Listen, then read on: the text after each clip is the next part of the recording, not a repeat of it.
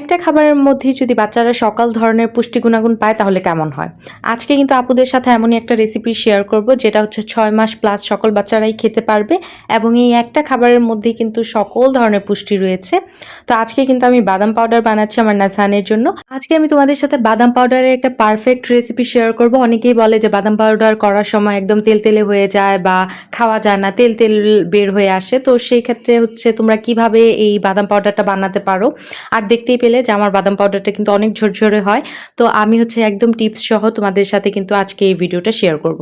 অনেক মারাই হয়তোবা জানে না যে ৬ মাসের পর থেকেই কিন্তু বাচ্চাদেরকে বাদাম পাউডার দেওয়া যায় আর যেটা বাচ্চাদের জন্য অনেক বেশি হেল্পফুল। তো এখানে হচ্ছে আমি ৩ ধরনের বাদাম নিয়ে নিয়েছিলাম, চীনা বাদাম, কাজু বাদাম আর কাঠবাদাম। আমি চীনা বাদামের পরিমাণটা একটু বেশি রেখেছি যেহেতু নাজহানকে আগে কখনো আমি বাদাম দিইনি, এটাই প্রথমবারের মতো দিব।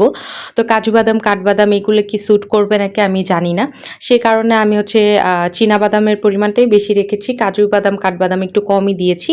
তোমরা চাইলে কিন্তু এখানে পেস্তা বাদাম, আখরোট এগুলো ইউজ করতে পারো।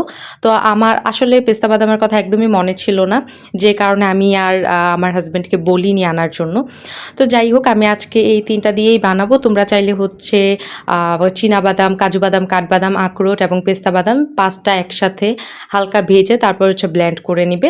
আর অবশ্যই কিন্তু তোমরা দোকান থেকে এনে এগুলো ভালোভাবে ওয়াশ করে তারপরে হচ্ছে একটা পাত্রের মধ্যে রেখে শুকিয়ে নিবে বা হচ্ছে একটা টিস্যু দিয়ে প্রেস করে পানিগুলো সরিয়ে তারপরে শুকিয়ে নিবে।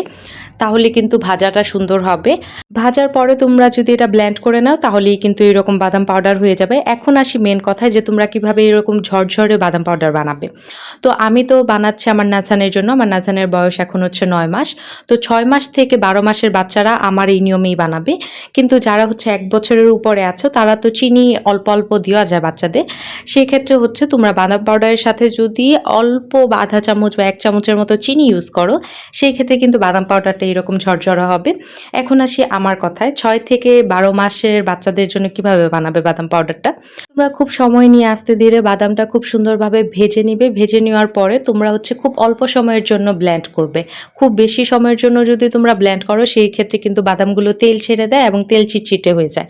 এই বাদাম পাউডারটা কিন্তু বাচ্চাদের মস্তিষ্ক গঠনে, স্মৃতিশক্তি বৃদ্ধিতে এবং হাড় শক্ত করতে বা মজবুত করতে অনেক বেশি সাহায্য করে। এতে রয়েছে ওমেগা ফ্যাটি অ্যাসিড, মিনারেল, যা বাচ্চাদের খুব ছোট্টবেলা থেকেই দরকার হয়। আর তোমরা কিন্তু এই পাউডারটা করে ফ্রিজে সংরক্ষণ করবে, তাহলে কিন্তু অনেকদিন পর্যন্ত এই পাউডারটা ভালো থাকবে, কোনো রকম গন্ধ হবে না। তো আমি হচ্ছে এই পাউডারটা কিন্তু মিষ্টি এবং ঝাল ২ ধরনের খাবারের সাথেই মিশাই। ঝাল বলতে আমি বুঝাচ্ছি যে এগুলো খাবার মিষ্টি না আরকি। তো এখানে হচ্ছে ওইদিন আমি বাবুর জন্য ফিশ পোলাও করেছিলাম, সেটার মধ্যেও ইউজ করেছি। আজকে হচ্ছে আমি এখানে হালুয়া বানাচ্ছি বাবুর জন্য সুজির, সেটার মধ্যেও কিন্তু আমি এটা ইউজ করলাম।